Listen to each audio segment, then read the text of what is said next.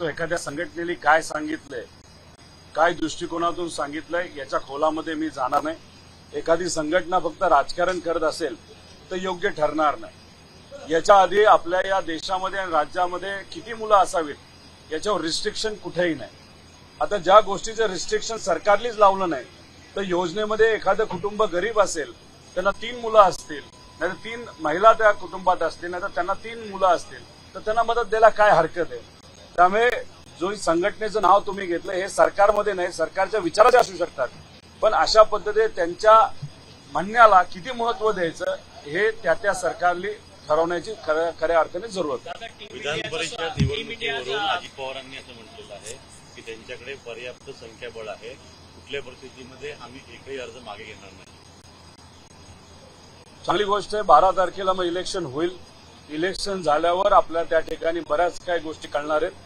त्यामुळे वाट फक्त 12 तारखेची आपल्याला बघायची आहे. दादा, टीम इंडियाचं स्वागत जे आहे सत्कार समारंभ आज विधिमंडळात ठेवला, परंतु बाहेर बॅनर बघितले तर बॅनरवरती टीम इंडिया गायब झालेली आहे. मुख्यमंत्री आणि उपमुख्यमंत्र्यांचे फोटो. आता काय त्यांना त्यांचीच टिमकी वाजवायची असेल. ज्या खेळाडूंनी आपल्याला वर्ल्ड कप दिला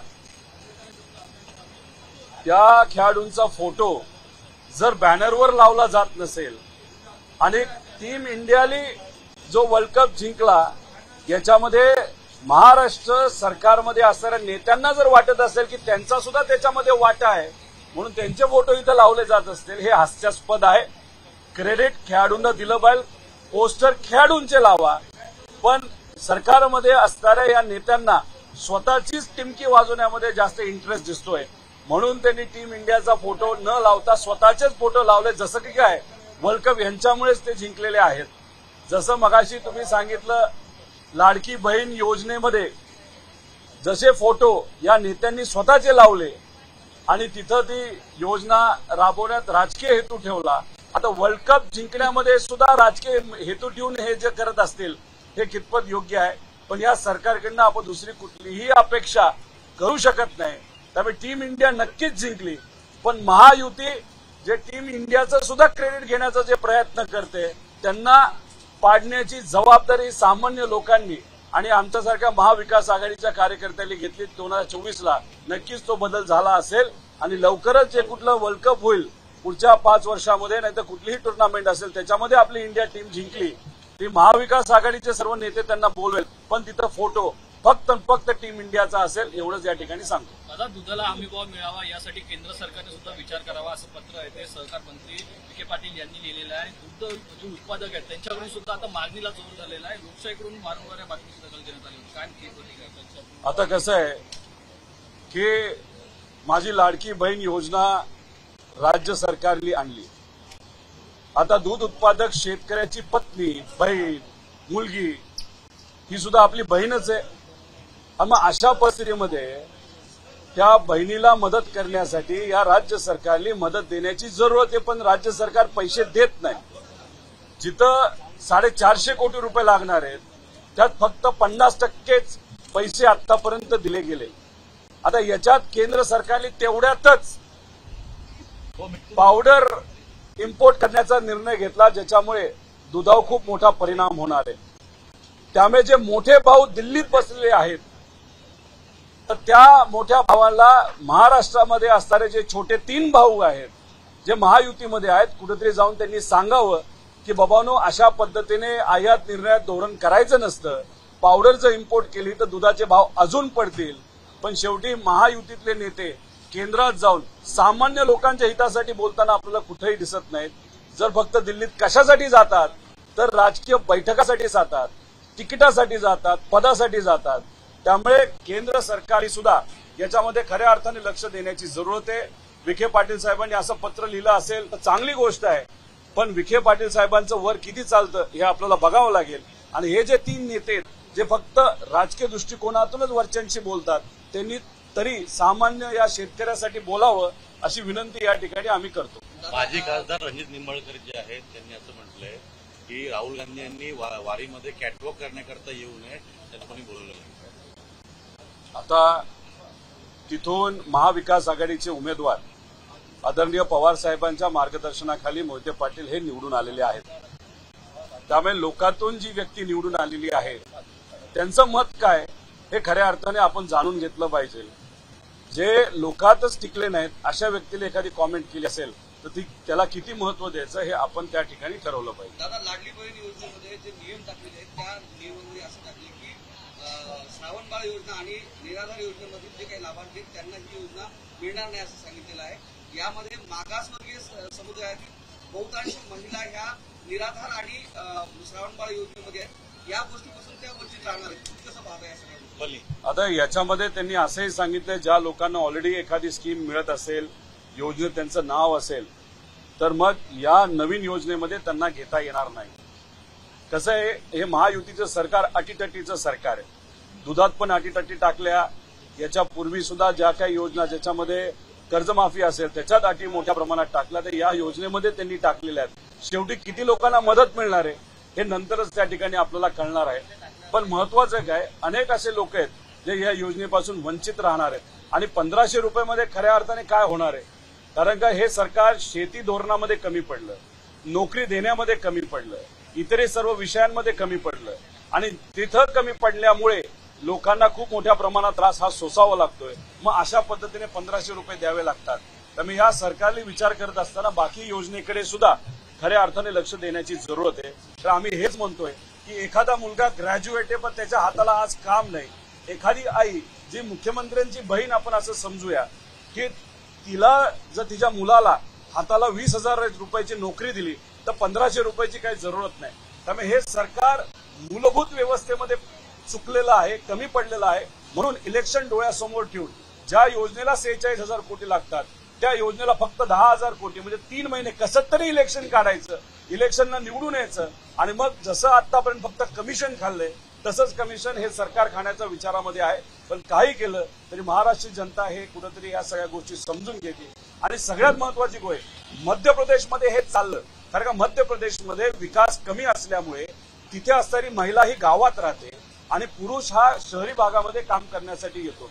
आता तेलंगणामध्ये सुद्धा ही योजना राबवली होती, तिथं आंध्रामध्ये राबवली, पण ही असलं तरी सरकार तिथलं पडलं. त्यामुळे या राज्य सरकारला वाटत असेल याच्यातून त्यांचं सरकार कुठे तारेल, हे तसं योग्य नाही. का महाराष्ट्रामध्ये जर तुम्ही बघितलं तर विकास हा योग्य पद्धतीने पूर्वीच्या काळामध्ये झाल्यामुळे कुटुंब हे त्याच गावामध्ये त्याच ठिकाणी राहिल्यामुळे तिथं आपल्याला मदत देत असताना महिलांना तर दिलीच पाहिजे, त्याच्याच बरोबर एक समावेशक विकास कार्यक्रम हाती घेतला पाहिजे ज्याच्यामध्ये सरकार कमी पडलं.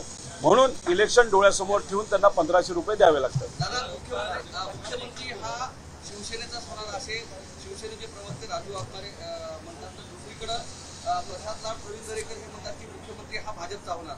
तर तिसरीकडे अजित पवार गटातील जे काही आमदार आहेत ते म्हणतात की उद्याचा आमदार आणि अंकगणित जे आहे इलेक्शनचे हे आमचाच आकडा मोठा राहणार, आमचेच मुख्यमंत्री होणार.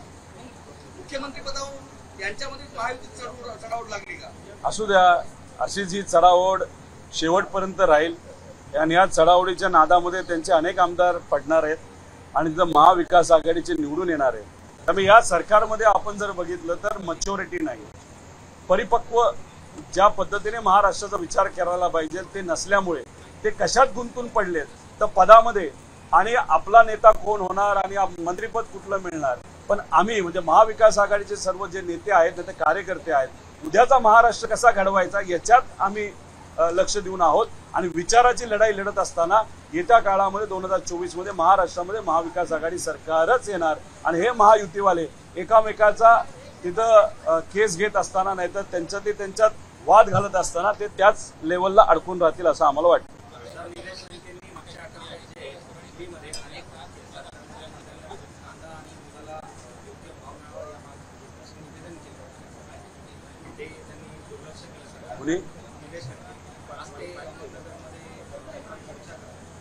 नाही, असे मोर्चे काढावे लागतील. कांद्याचा भाव वाढत नाही, जेव्हा वाढायला पाहिजे होता तेव्हा ह्यांनी निर्यात धोरण आहे त्याच्यामध्ये मोठ्या प्रमाणात बदल केले. दुधाचा भाव वाढत नाही. म्हणजे आतापर्यंत दुधावर फक्त आपण जर काढलं तर गेल्या वर्षभरात या सरकारच्या काळामध्ये अख्ख्या महाराष्ट्रामध्ये 2,500 कोटीचं नुकसान झालंय. कांद्याचं सुद्धा 5,000 कोटीचं सामान्य शेतकऱ्याचं नुकसान झालंय. तुम्ही जर सोयाबीन घेतलं, कपाशी घेतलं, दोन्ही मिळून 35,000 कोटीचं नुकसान झालेलं आहे.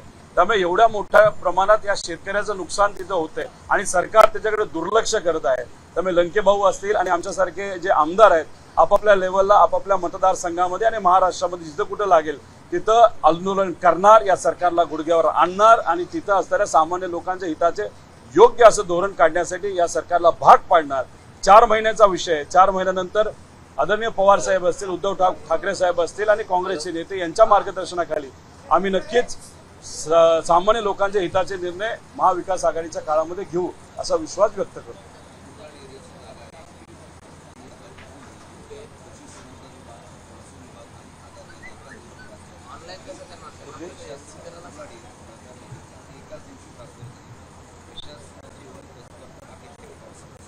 आता प्रशासनाची तत्परता सामान्य लोकांना न्याय देण्यासाठी कुठेही आपल्याला दिसत नाही।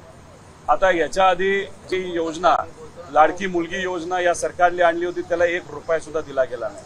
आता अनेक महामंडळं समाजनिहाय विविध समाजाला खुश करण्यासाठी काढली गेली 9 महिन्यापूर्वी, 1 रुपया निधी तिथं दिला गेला नाही। त्यामुळे या बाबतीत तुम्ही दिरंगाई करता, पण एखाद्या मोठ्या व्यावसायिकाला जमीन देण्यासाठी एका दिवसाचा निर्णय होत असतील हेच तर आम्ही सांगतोय।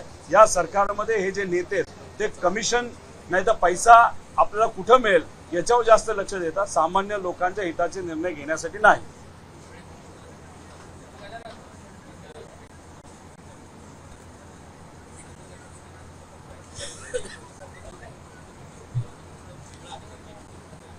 परळी या मतदारसंघामध्ये जे वाल्मिक कराड आहेत त्यांचं राजकीय हस्तक्षेप तसंच चुकीच्या प्रवृत्तीचे लोक त्यांच्याबरोबर असल्यामुळे तिथं असणाऱ्या सामान्य लोकांना खूप मोठ्या प्रमाणात अडचणी ह्या सोसाव्या लागतात।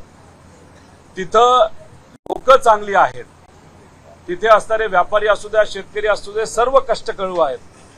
नेत्यांबद्दल मला काय बोलायचं नाही, पण अशा प्रवृत्ती वाल्मिक कराडच्या प्रवृत्तीचे लोक परळीमध्ये असल्यामुळे तिथं गुंडागर्दी खूप मोठ्या प्रमाणात वाढलेली आहे। याच्यामध्ये खोटे गुन्हे मोठ्या प्रमाणात सामान्य कार्यकर्त्यांवर टाकले जातात। हे सुद्धा जे मर्डर प्रकरण परळीमध्ये झालेलं आहे त्याच्या मागे कदाचित असं म्हणलं जातं की वाल्मिक कराड आणि त्यांच्या काही लोकांचा हात आहे अशी चर्चा आहे। आता याच्यामध्ये बबन गीतेचं नाव घेतलं, पण बबन गीतेत स्वतः तिथं कधीच नव्हते। त्याच्याच बरोबर ज्या व्यक्तीला गोळ्या लागल्या, 2 व्यक्तीला लागल्या, दुर्दैवाने एका व्यक्तीचा त्याच्यामध्ये मृत्यू झाला आणि दुसऱ्याला जिथं गोळ्या लागल्या आहेत त्यांनी जे स्टेटमेंट दिलेलं त्या स्टेटमेंट अनुसार आम्हाला कळतं की वाल्मिक कराडच्या वर तिथं कलम टाकले गेलेत पोलिसांच्या माध्यमातून, पण याच्यामध्ये तिथले पोलीस हे कुठेही सामान्य लोकांच्या बाजूने निर्णय घेताना दिसत नाही, दबावावर आहेत। त्यामुळे आमचं असं मत आहे की एक प्रामाणिक एखादा पोलीस अधिकारी तिथं जर आपण पाठवला आणि त्यांच्या अंतर्गत जर तिथं शहानिशा झाली तर ते योग्य ठरू शकतं।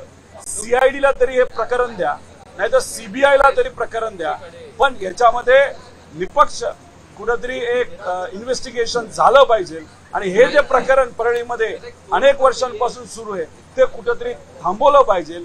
येणाऱ्या इलेक्शन मध्ये सामान्य लोकच ते थांबवतील, पण तरी सुद्धा पुढच्या 4 महिन्यामध्ये द्वेषातून तिथे असणारे आमचे कार्यकर्ते असतील, इतरही सामाजिक कार्यकर्ते असतील, नाहीतर नागरिक असतील, यांच्यावर जे काय पद्धतीचे दबाव टाकला जातो तो कुठेतरी थांबला पाहिजे। त्यामुळे तिथे असणारे पोलीस अधिकारी SP पासून सगळे हे बदलण्यात यावे आणि स्वच्छ प्रतिमेचे पोलीस अधिकारी त्या जिल्ह्यामध्ये आणि त्या तालुक्यामध्ये ठेवावेत अशी आमची सगळ्यांची मागणी आहे।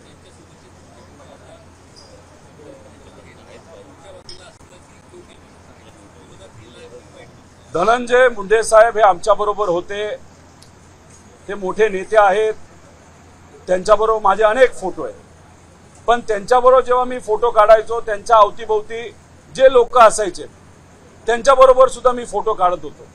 आता वाल्मिक कराड जर त्यांच्याबरोबरच फिरायचे तर आम्हाला कुठेतरी वाटायचं कदाचित धनुभाऊचे ते बंधूच आहेत आणि मग आम्ही त्यांच्याबरोबर फोटो काढला असेल।